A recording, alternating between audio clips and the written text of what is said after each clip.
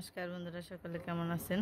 আশা করি ভালো আছেন। তো আজকের সকালবেলার আবহাওয়াটা খুবই খারাপ। এই যে আকাশ ভর্তি মেঘ, একটু একটু বৃষ্টি হইলো।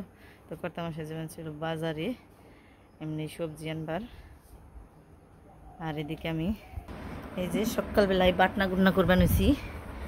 এখানে এই যে সব বাইটা নিবার নিয়েছি।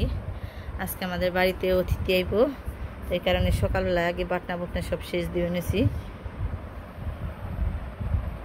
তো মাংস আর মাছটা কালকে এনে রাখা হয়েছে, কারণ ওই সকালবেলা এনে নিয়ে সব কিছু রেডি করে নিতে নিতে আমার মানে সময় থাকে না, একলা মানুষ সারতে পারি না। তাই মাছ আর এই মুরগি কালকে এনে রাখা হয়েছে। আজকে শুধু ধোয়া বাছা করে রান্নার জন্য তৈরি মানে উপযুক্ত করে খালি নিয়ে যাবো। তখন বাটনা করে শেষ দিয়ে নয়। আবহাওয়াটা সকালবেলা একটু বৃষ্টি বৃষ্টি আসছিল, মানে হালকা একটু বৃষ্টি নামছিল, কিন্তু এখন আবার সুন্দর রোদ টানছে। আর এই যে আকাশটা কত সুন্দর। তো আমি সকালবেলায় রান্নাবাড়ি শুরু করছি। এখানে মাছ ভাজি আর আলুগুলো ভাজছি, হালকা করে ভেজে নিচ্ছি। আর এখানে রান্না করে হলো মাংস, সোনালি মুরগি, আর হলো ওস্তা ভাজা, ওস্তা আলু ভাজা। আর কাটা হয়নি, কাটুমু।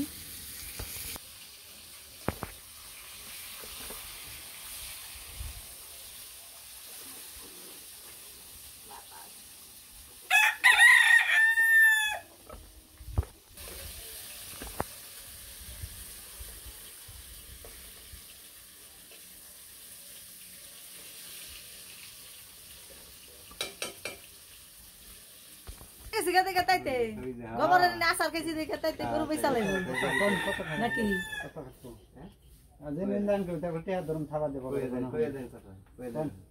$1,20,000 দেন, 1,50,000 লাগতাম না।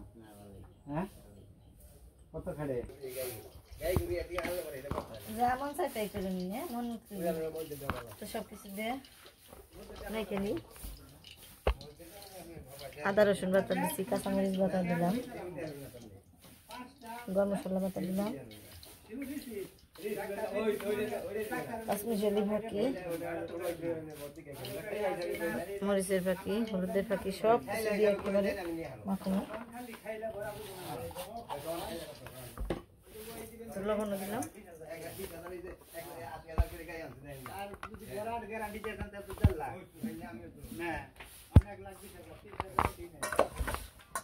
একটু মশলা মশলা বাড়ছি, আপনারা জলে রয়েছে।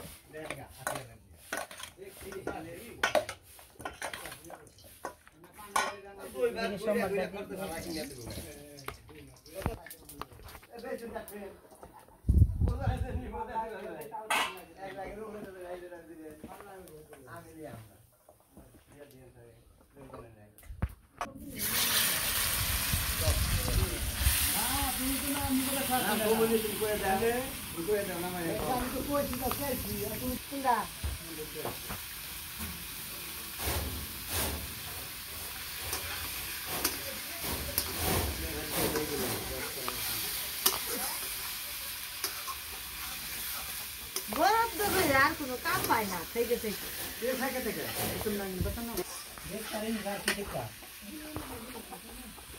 কোয়ানে বার্তা নেই, বরাদ্দ করে ব্যাপারী ডাক দিয়ে নিয়ে গেল।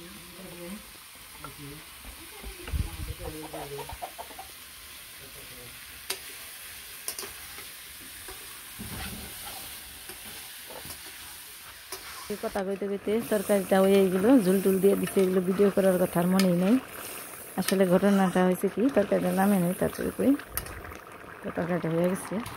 এখানে জিরা, গরম মশলা বাটা, এক সামান্য একটু চিনি সবই দিয়ে দিছি তরকারিতে, শুধু ভিডিওটাই করা হয়নি।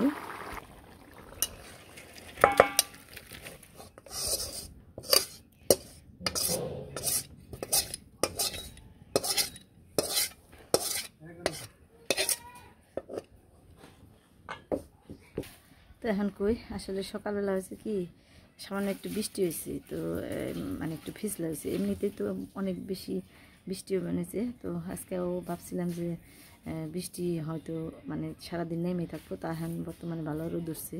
তো সকালবেলায় সামান্য একটু বৃষ্টি হওয়াতে, মানে যদি কাটাল বৃষ্টি হয়, মানে ঢল বৃষ্টি হইলে একটু পিছলাটা একটু কম হয়, মানে মাটি কেটে যায়, যেগুলো যে এই পিছলে জাতীয় মানে যে ইডে শেওলাটা, ওই শেওলাটা কেটে যায়। কিন্তু হালকা বৃষ্টি হইলে জলটা শুধু ভিজে, কিন্তু জায়গাটা এই পিছলে থাকে।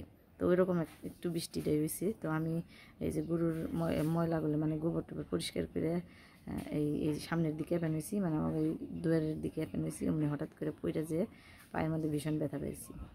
তো আমি ভাবছি যে এর নিকে মনে হয় গরু বিক্রি করে হালাইব ঈদেই বানিয়েছে। তো এর নিকে আর কি ওই তালে কথা কইতে কইতে আর কি এদিকে আমার আর খেলি নেই। তো যাই থাক, এমনিতেই আর কি দেখাইলো, কোনো বিক্রি টিক্রি করবো না এখন।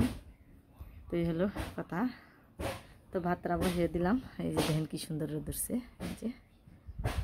আর এই যে এদিকে যে জ্বালানিও দিয়ে দিলাম কিছু, এটি আজকে শুকিয়ে যাবো। শুকিয়ে গেলেই একটু মানে পরিশ্রমটা একটু কম। আর এই যে এদিকে এই যে আলু আর উস্তে ভাজা কেটে নিছি, এগুলো ভাত হওয়ার পরে রান্না করবো।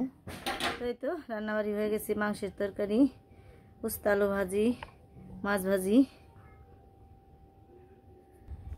তো রান্নাবাড়িটা করলাম, এখন একটু জিরিবার নিয়ে বসি। তো আসলে সারাটা দিন একটু পরিশ্রমের মতনই গেল। সকালবেলায় একটু তাড়াহুড়া করবার যে একটু পায়ের মধ্যে ব্যথা পাইছিলাম। তো এই সকালবেলা একটু বৃষ্টি হয়েছে, হালকা একটু বৃষ্টি হয়েছে, পা পিছলে যে পায়ের মধ্যে একটু ব্যথা লাগছে। মানে যাওয়াই একটু দুজন মানুষ মানে আত্মীয় আসার কথা ছিল বাড়িতে, তো এলো না। তো এর জন্য আর কি এই একটু বাজার সদাই করছিলাম। তো আসা হলো না। সবই কিন্তু ভগবানের উপর নির্ভর করে, ভগবান কারে কোন দিন কোন জায়গায় পাঠাইব এটা কিন্তু তিনি নির্ভর করে, মানে তার ইচ্ছাতেই হয়।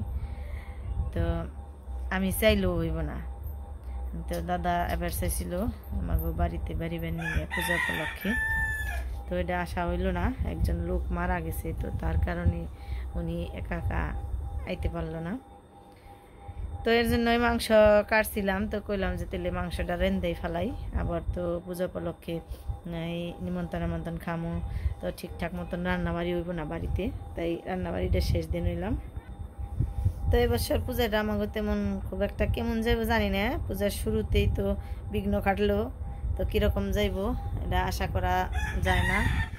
কারণ এই আমাকে পাড়ায় কোনো পূজা নেই, অন্য পাড়ায় যে যে পূজা দেওয়ার লাগবো। তো এখন কি আর করার, যেহেতু নেই। তারপর আবার পূজার আগে থেকেই যে সমস্যা দেখা দিল, বাড়ির লোকও এখানে নেই দেখা যায়। অর্থাৎ আমাকে বাড়িতে যে এই আমার যে কর্তামশাই ভাই আছে, তিনিও এই পোনা পূজার মধ্যে।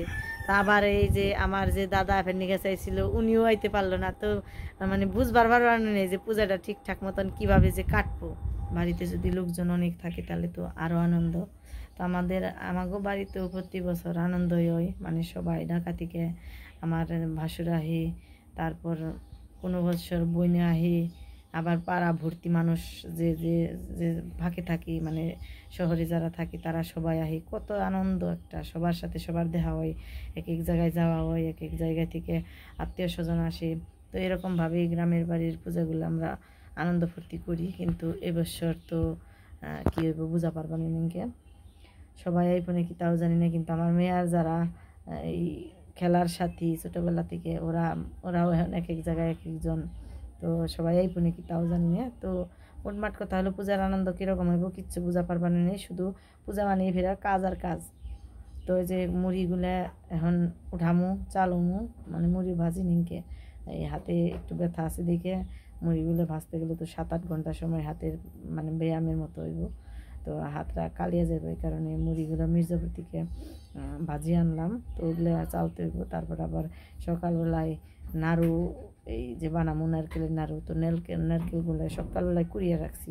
তো ওই নারকেলের নাড়ু বানাইতে হইব।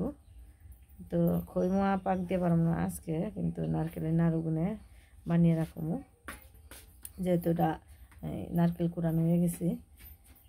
তো আর কি করার, এইভাবেই আজকের দিনটা কাটিয়ে দিলাম। তো আজকের দিনটা কিন্তু অনেক আনন্দের মনে হয় গেত। যদি দাদারা আসতে পারতো তাহলে অনেক আনন্দেই কাটতো, ব্যস্ত সময় কাটতো। কিন্তু তা হইল না। কিন্তু কি আর করার, সবই তো ভাগ্য। কেরা কোন দিন কোন জায়গায় যাইব কেউ কিচ্ছু বলতে পারবো না, আমি চাইলে হইব না। তো ছোট্ট একটা গল্প বলি আমার। ধরেন আমি বাড়িতে 10 মিনিট হয়নি বাড়ি ছেড়ে গেছি, আমার গরু বাছুর সব সুন্দর খাইয়ে দাইয়ে এক বাড়িতে নিমন্ত্রণ হয়েছে, গেছি ওই বাড়িতে। তো ওই বাড়িতে সত্যনারায়ণের পূজা করছিল, তো আমাদের পাড়ার সবাই নিমন্ত্রণ দিছিল। তো গেছি, সবাই একসাথে খেবার বইছি। আমি কেবলই শুধু একটা এই যে আতপ চালের যে প্রসাদটা হয় ওই প্রসাদটা মুখে তুলি নেই, মুখ পর্যন্ত নিছি। ওই এমন সময় একজন আমাদের পাড়ারই একজন আমাদের ডাক দিল যে আয় তাড়াতাড়ি উঠাই। তা আমি বললাম কী হয়েছে? কয় তোর গুরুর সমস্যা হয়েছে। তো দেখেনি প্রসাদটা আমি এতটুকু নিছি, মুখে তুলতে পারি নাই। তো ওই বাড়ি থেকে দৌড় পেরে এসে বললাম, এসে দেখি আমার গরুর ছোট্ট একটা বাছুর ছিল, ওই বাছুরের চারের উপরে যে আমরা যে খেবার দিই ওই চারের উপরে পাড়া রাখছে, পাড়া চারের তল দিয়ে গেছে। তো ওইটা এসে নিয়ে উঠাইলাম। তারপরে তেমন কোনো ব্যথা পাইছিল না। পরে ভাবলাম যে না, যে বাড়িতে কিনে ওই খেবার বহেন আর খাওয়া হইলো না, ওই প্রসাদ আমার ভাগ্যে নেই, এর জন্যই আমার যাওয়া হইলো না। তো এরকম মানুষের জীবনে আমরা যদি ইচ্ছাও করি তাও কোনো কিছু করতে পারলাম না, যদি ভগবান না চায়।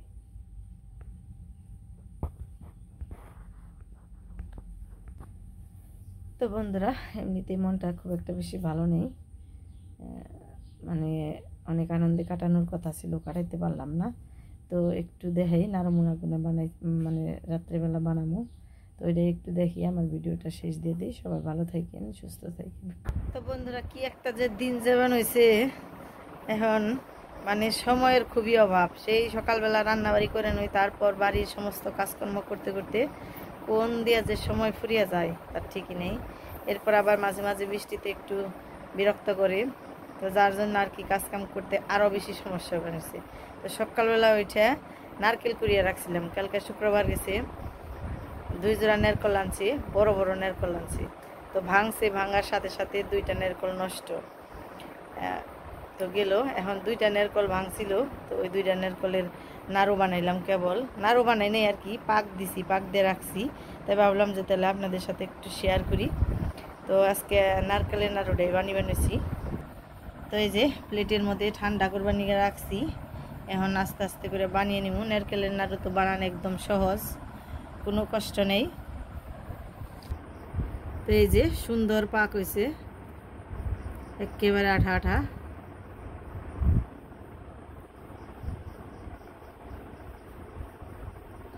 এই যে লাড্ডু হয়ে গেল।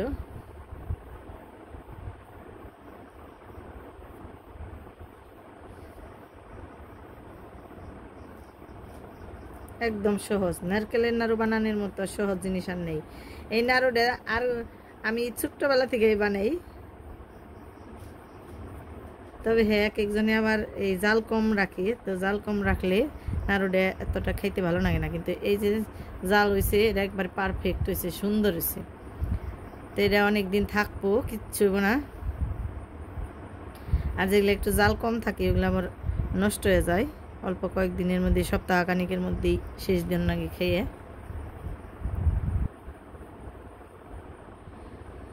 তো দুর্গা পূজা, লক্ষ্মী পূজা মানেই নারকেলের নাড়ু, তারপরে খই মোয়া এইসব।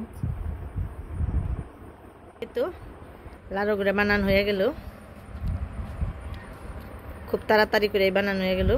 সুন্দর একটা পাক হয়েছে না, তাড়াতাড়ি করে হয়ে গেছে, খাইতেও বেশ মজা হয়েছে।